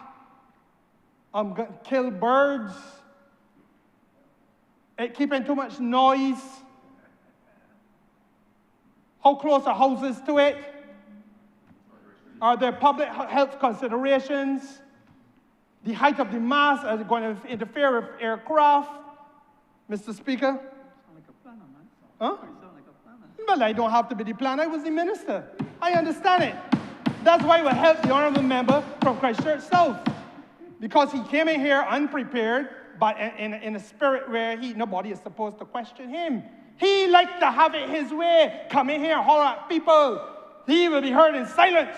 And if you don't hear it, you can walk out. Well, you can walk out today, but you will hear public policy on energy today. And if it sticks in your craw, you will hear it. I hope it don't hang you like a fish bone. Because I want you to live a little longer. You got to take more lashes, public policy lashes. The electoral lashes will come. Don't get worried. They will come. Mr. Speaker, sir, those are the considerations that we have to be dealing with when it comes to the question of the regulator and the regulatory lag. So government, sir, in my judgment, does not have any interest at all and cannot be in any way inclined to follow the prescripts of the Democratic Labour Party, and that we should, to quote the Honourable Senator in the other place, hold back. I ain't holding back none, Mr. Speaker, sir. Let us get that clear. The Democratic Labour Party, sir, failed to make hay while sun shine, while sun shone. They brought the first effort at a new piece of legislation for the electricity sector. The honourable member for Christchurch East would have had to have inherited that piece of legislation. He will bear me out, sir. It was bereft of any regulatory environment. It was unfit for purpose. It was a rush job, Mr. Speaker, sir. And we can report today that we have the new regulations to the Electricity Supply Act, and that from October 2025, where we are now, Barbados is now ready, Mr. Speaker, sir, to publish its first request for proposals for battery energy storage in this country. We moved from ground zero, Mr. Speaker, sir. And yes, it has been a hard slog. Yes, it has taken time. But we have done where there was a defect in the regulatory environment, we have cured it. Where there was a need, sir, Mr. Speaker, sir, to facilitate in law the opportunity, sir, to have a request for proposals for battery energy storage, we have done that. And we can now publish Barbados next week, the first request for proposals. I believe it is next week. Don't hold me to that, sir, because I am not the minister. My understanding is that it should be about next week. Mr. Speaker, sir, what are we asking for? We're going to be asking for 60 megawatts of energy storage, which is at one time the first, let me repeat it again so that the gentleman on the other side can hear and digest. It's coming on to just after 12. I don't want to give him indigestion, sir, but his belly has to learn to take it. It is the first of its kind in the Eastern Caribbean. Where Labour leads, Mr. Speaker, sir, the people succeed. The first of its kind in the Caribbean, 60 megawatts procurement for battery storage, first in CARICOM. Mr. Speaker, sir, the model is being used by the rest of CARICOM. And the Caribbean Development Bank, sir, has indicated a willingness to help us, sir, by lending assistance to the Caribbean Center for Renewable Energy and Energy Efficiency as we complete that step. I spoke about wind energy, Mr. Speaker, sir. Also, an area not spoken to by the opposition. Though they want power, they do not want to be anything other than selective in what they bring to the people. Perhaps, sir, they would want to know that on the 18th of November, Mr. Speaker, sir, Barbados will see the expected launch of $180 million wind energy project at Lambert, St. Lucie. Originally, Mr. Speaker, sir, that project, when conceptualized, was about 10 megawatts. I believe the honourable member for Christchurch East will recall those days. It has now been scaled up to 50 megawatts, Mr. Speaker, sir, and investors still looking to come on board because there is an element of confidence creeping into the Barbados economy, an element of confidence, sir, that is reflected only this weekend when the credit rating of the country was carried to B+, sir. They don't want to talk about that. If it had been taken down, we would have heard the leader of the opposition all weekend. They carried it up. He does not have it within him to be magnanimous enough on behalf of the people of Barbados, of whom he numbers one, to say, well done, thou good and faithful servants. So that, Mr. Speaker, sir, with regard to wind energy, we first broke ground in this sector, I think it was at Guinea and St. John, where there was a small project, 1 megawatt. That is the first onshore project that was done, again, under this government. Then, Mr. Speaker, sir, we now come to the large one, which will be at Lambert, and that is $180 million in investment, likely to be 60 megawatts, again, of wind being generated. And I am advised that the power purchase agreement for Lambert's is now completed, and embedded, Mr. Speaker, in that process will be another effort at democratizing renewable energy investment opportunity for the people of Barbados. The pledge of the Barbados Labour Party, sir, in energy is that we would take the ordinary citizen on this journey of energy transition and transformation with us. Mr. Speaker, sir, I want to say again, it is our determination that we will avoid the practice of economic alienation that we saw when agriculture was king, when sugar was king, that we saw when tourism was the only other player, that we saw when international financial services came on board, Mr. Speaker, sir, and therefore we now come to the point where we are now going to come to the point where we create another method of democratizing this energy sector. What is that method, Mr. Speaker?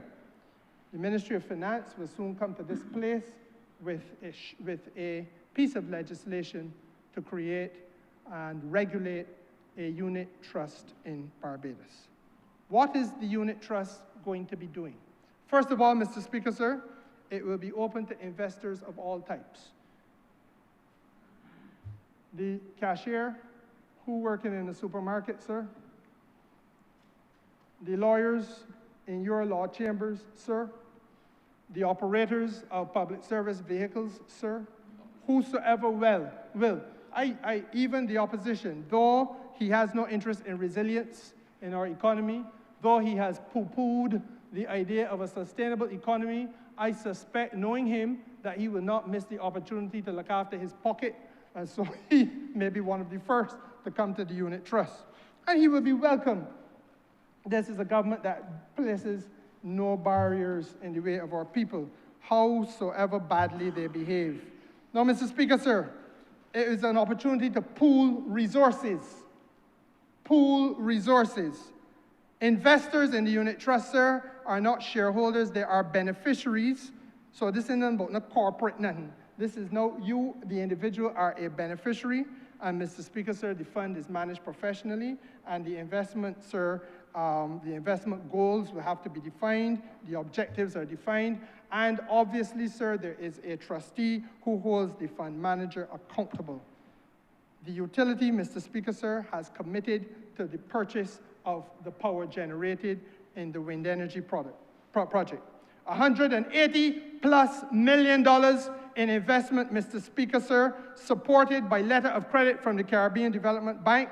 It is an unprecedented opportunity for all Barbadians, sir, to play a role in the energy sector.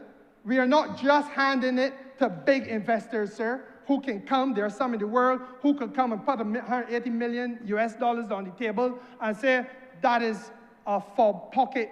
You know the for pocket in your suit, sir, the little small thing? That's the for pocket money that you want. Here, let me control the whole sector.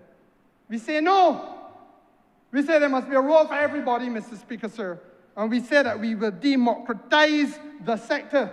And wherever the opportunity arises, we continue to democratize the sector. We do not speak to this sector in silence, Mr. Speaker. We speak to this silence with a vision, this sector with a vision. We speak to this sector with a purpose. We speak to this sector with a determination to carry ordinary Barbadians along the journey with us. And we urge the Democratic Labour Party to get serious about it. Now, Mr. Speaker, sir, I talked about the energy transition and investment plan. And it is a simple thing. You go to the plan, sir, and you see it mapped out for you. Barbados needs ABC.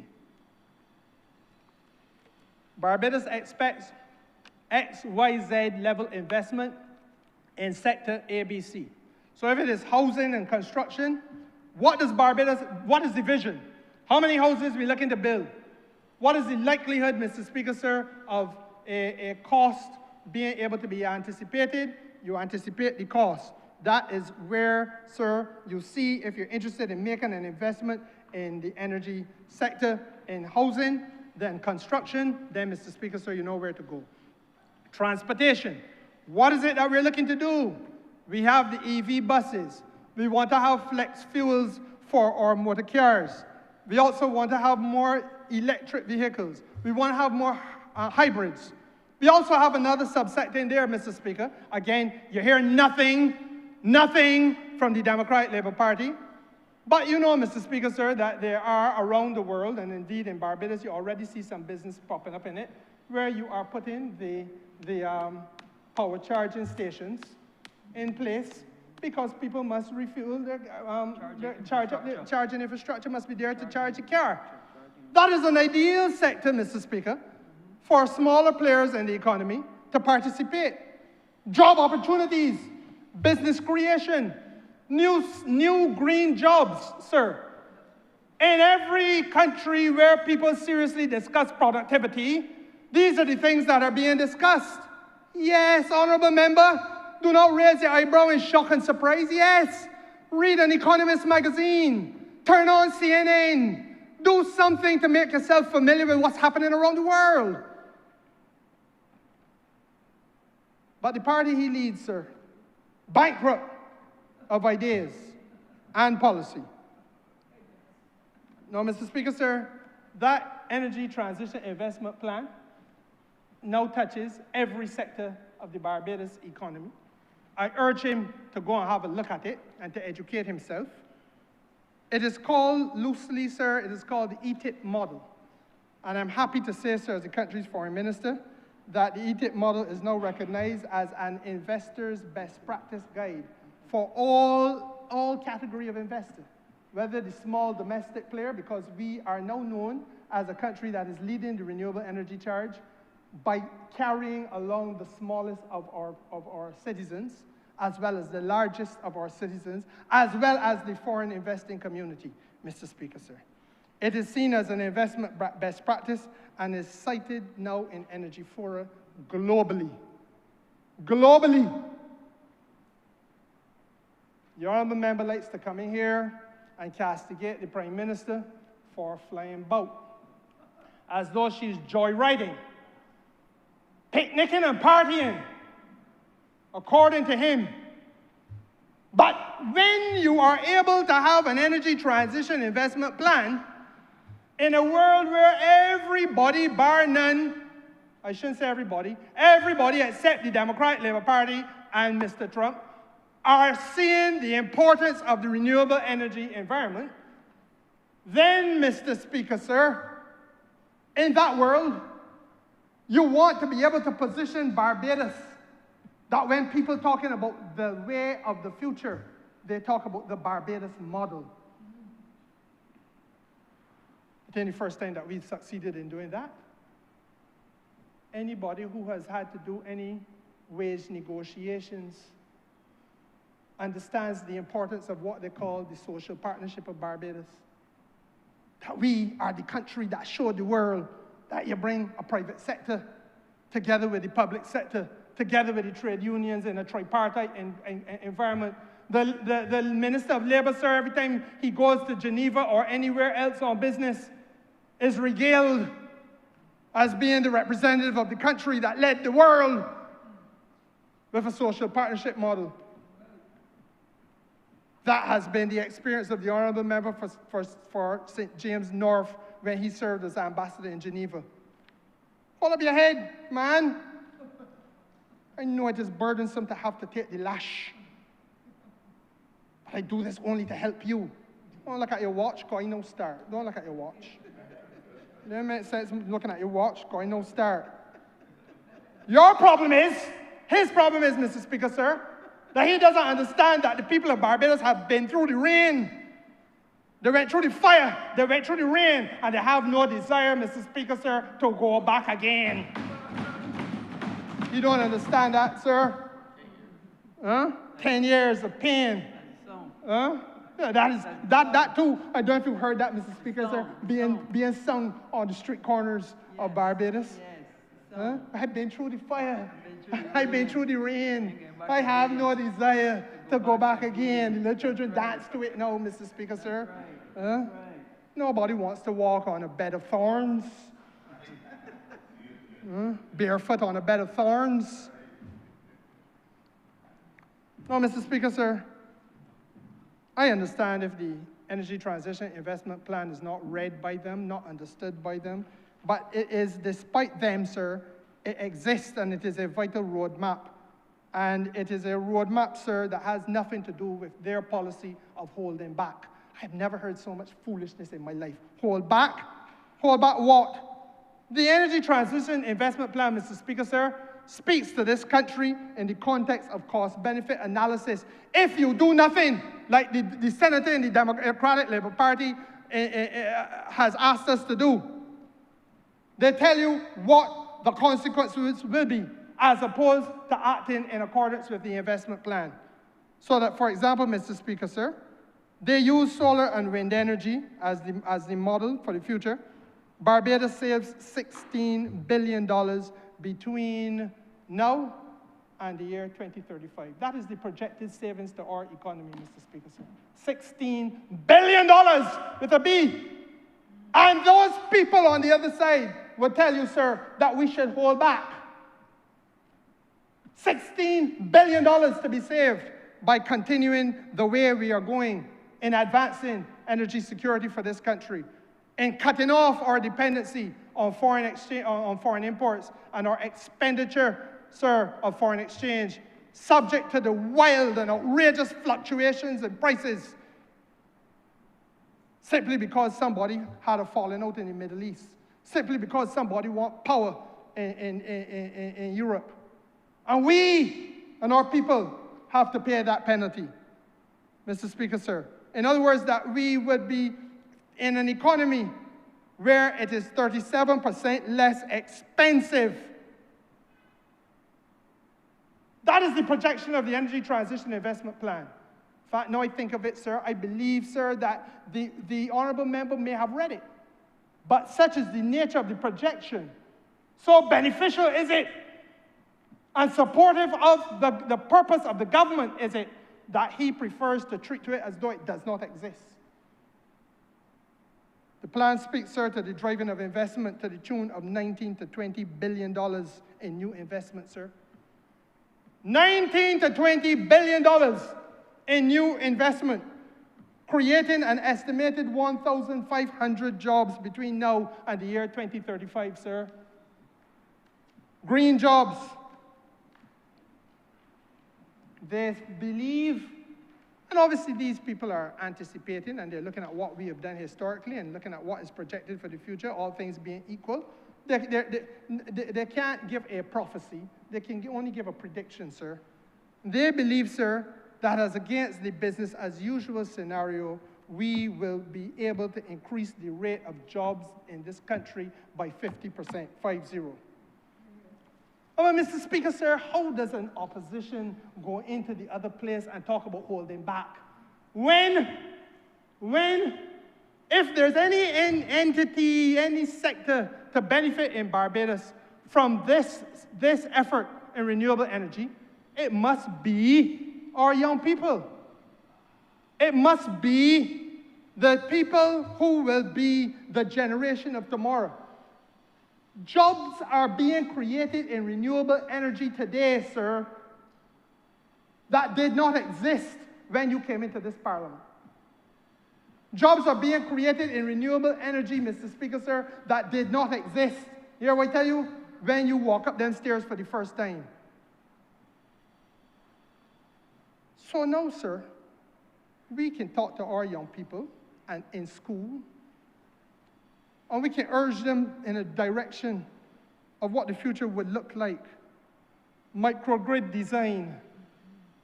You know any microgrid designers, sir? Have you ever met one? I would wager not. Wind turbine technicians. The Honourable Leader of the Opposition, you could send him down through Bridgetown, up and down. Ask him to find a wind turbine technician in Barbados. You find it amusing? He finds it amusing, Mr. Speaker, sir, because he basks in a lack of intelligence on the matter. There's no forward planning. There's no forward vision. There's no anticipation of what tomorrow will hold or what tomorrow will require. It is coming in here and skinning your mouth like a hyena.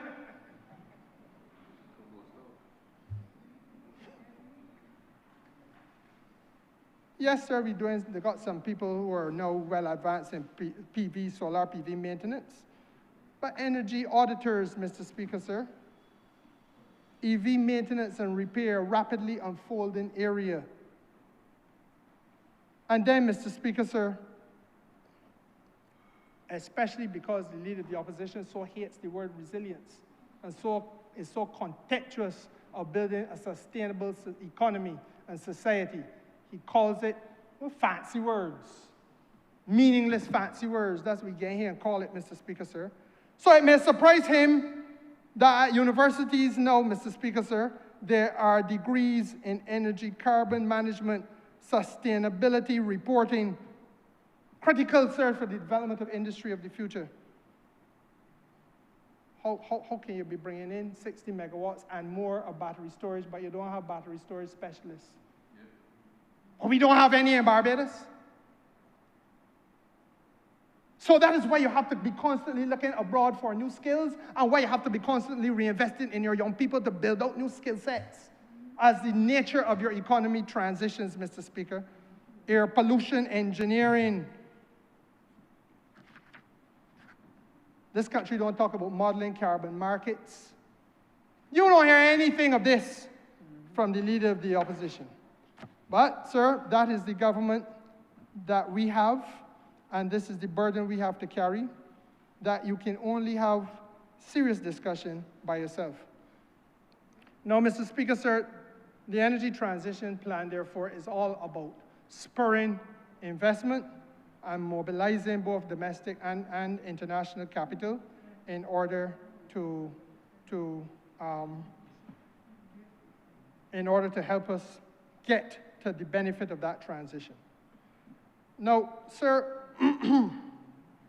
you can't have this conversation seriously and sensibly without also spending a little bit of time, and I see the Honourable Minister of Finance enter the room, without spending a little bit of time, sir, on understanding, sir, the nature of the role of international public financing on this matter. We, sir, as a government, have sought to partner with multilateral development banks, sir. We have sought, Mr. Speaker, sir, to partner with legitimate climate funds, NGO groupings, Mr. Speaker, sir. We have sought, Mr. Speaker, sir, to lead in conjunction with the United States USAID in the creation of a blue-green bank for Barbados. I have a duty, Mr. Speaker, sir, because, you know, the honourable member feels that this is something to make sport at. The things that I just said, sir, is what the government has been trying to do. Your House needs to know, Mr. Speaker, sir, that on the 29th day of August this year, the White House issued something called a pocket rescission package notification. I am prepared to make it a document of this House. It says, sir, and I quote, "The Trump administration is committed to getting America's fiscal house in order by cutting government spending that is woke, weaponized, and wasteful. For the first time in 50 years, the president is using his authority under the Impoundment Control Act to cancel $5 billion in international organization funding and foreign aid that violates America First priorities." This is coming from the White House, sir. Examples of what the rescinded accounts fund are the U.S. Agency for International Development, or USAID Development Assistance. The Development Assistance account was established to fund programs that work to end poverty in the developing world. However, the account has come to bankroll initiatives that are antithetical to American values and represent the worst of USAID's woke excesses. This account has been used to fund radical leftist priorities. Examples include $400 million per year for climate projects like a partnership with the Green Climate Fund, partnership for the Barbados Blue-Green Bank for climate mitigation, $650,000 for micro-insurance for smallhold farmers and micro-businesses in Colombia for climate disaster response, $24 million to build climate resilience in Honduras, $30 million for biodiversity protection in West Africa. And I pause there, Mr. Speaker, sir. That, sir, on the 29th of August was issued by the White House this year. No, sir, I don't own any or operate any news station in this country. I don't function as a host on any or moderator on any call-in program. And I most certainly don't lead any opposition party, let alone the major opposition party in Barbados. But if I did, Mr. Speaker, sir, I would feel a certain sense of moral compulsion to raise my voice, sir, not to support government alone, not to support the region where I live alone, but, Mr. Speaker, sir, to raise my voice in support of the justice of a cause. As I stand before the House, Mr. Speaker, Jamaica is being ravished by a storm that this morning was described as a monster, packing 175 miles per hour winds consistently with gusts going in excess of 220 miles an hour. 185 now, I am told.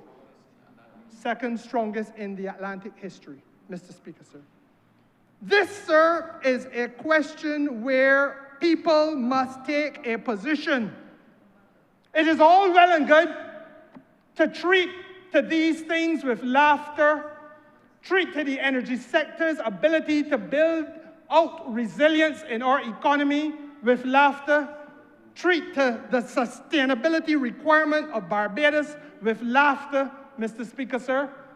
But if that is all you have to offer, even in the teeth of the monster that is destroying Jamaica as we speak, sir, a storm that even before it landed had caused the death of at least 3 people. If that is all you have to offer, Mr. Speaker, sir, then you are unfit to be in this place. Principles only matter, Mr. Speaker, sir, it is said, when it is inconvenient to stand by them. And I want to know, what are the principles of the leader of the opposition? To make fun at the issue of resilience, to make fun at sustainability, Mr. Speaker, sir, is to clothe himself in the garment of a climate skeptic. And we need to know whether he too subscribes to the view that the climate crisis, or what we call the climate crisis, is a hoax. This country, sir, is seeing and is living through a reality that includes increasing temperatures. It is living through a reality, Mr. Speaker, that includes the heightened frequency and intensity of hurricanes passing through this region. We are living through, Mr. Speaker, sir, a reality that has seen high rising sea levels and extreme coastal damage.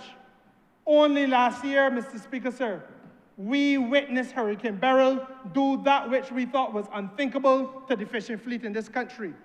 Only last year, Mr. Speaker, sir, we had to go off budget to look for an additional nearly $200 million to repair infrastructural damage caused by Hurricane Beryl, Mr. Speaker, sir. We are living through a reality where we are seeing our water supply being endangered, sir. And we hear from an opposition that issues of sustainability and resilience are to be met with laughter. The Blue-Green Bank, Mr. Speaker, sir, did this one simple thing, you know. It seeks to pull together public, private, and multilateral financing institutions. It seeks, Mr. Speaker, sir, to secure financing for climate adaptation projects and also for climate mitigation projects. And what does that mean, sir?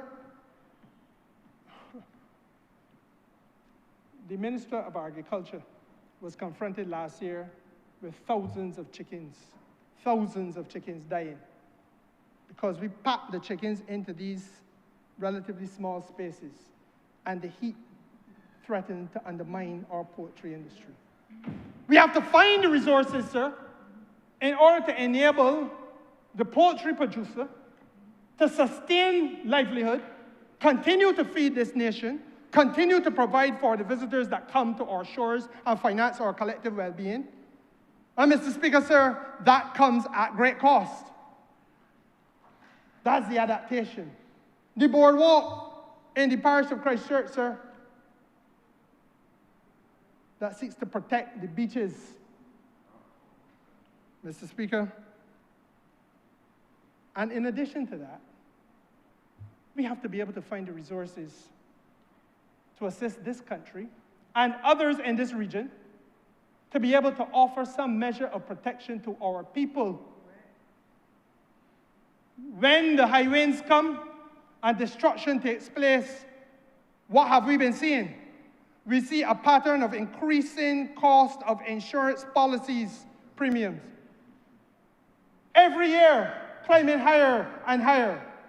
If it reaches a point where you can't pay it, Mr. Speaker, sir, you might as well not have it. And then, sir, we see the insurance company retreating. We've seen it happen in Florida. We see it happening in California. No, we are not covering wildfires in California. That is too much of a risk. Every year, billions of dollars. No, the hurricanes passing through Florida every year. We ain't bothering with that. And America has the girth, Mr. Speaker, sir. We do not.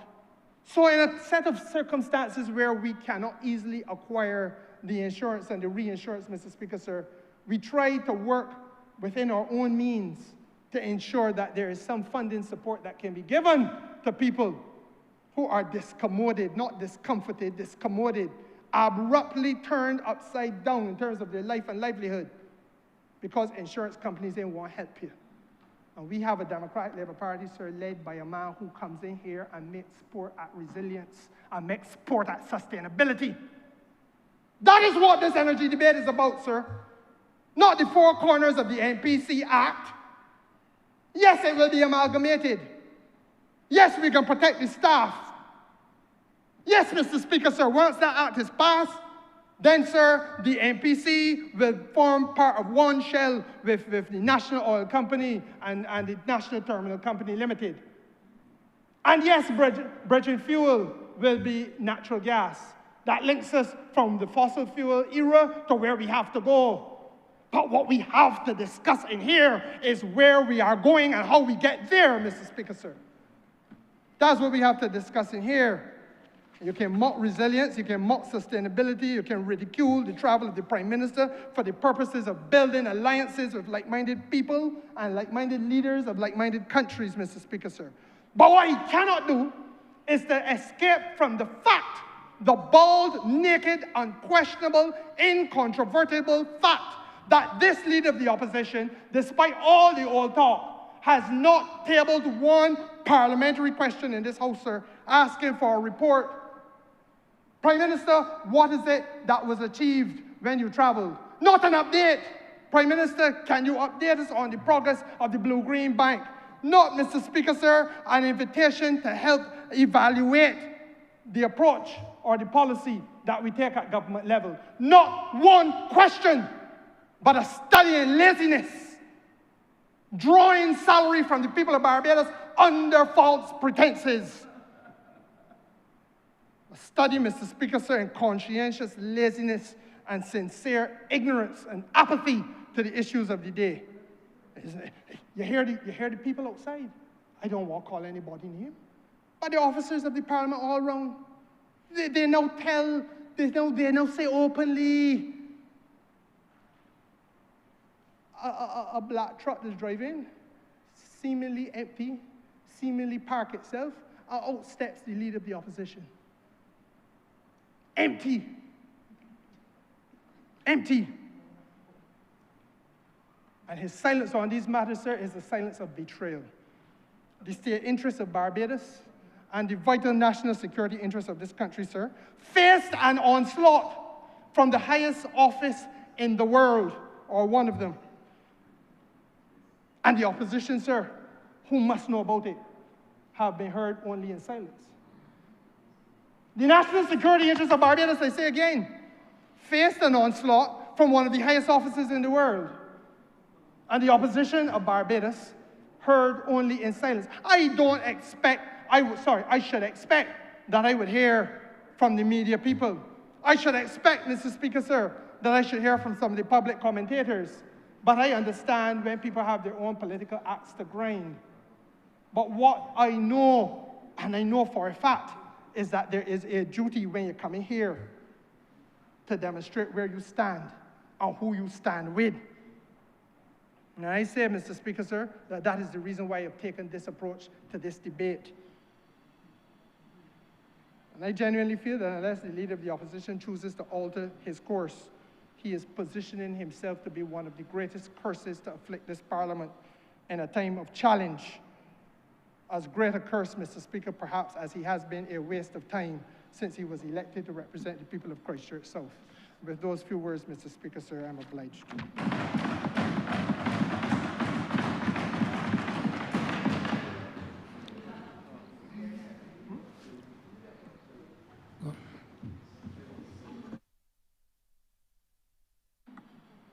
I move that the bill be now read a second time, sir. Honourable Member for Christchurch South. I'm obliged to you, sir.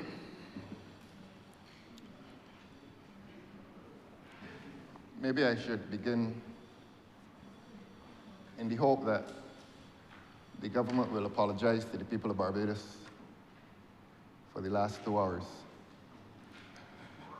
And secondly, that for myself, I blame the deceased former expelled leader of the Barbados Labour Party for what this Parliament and this country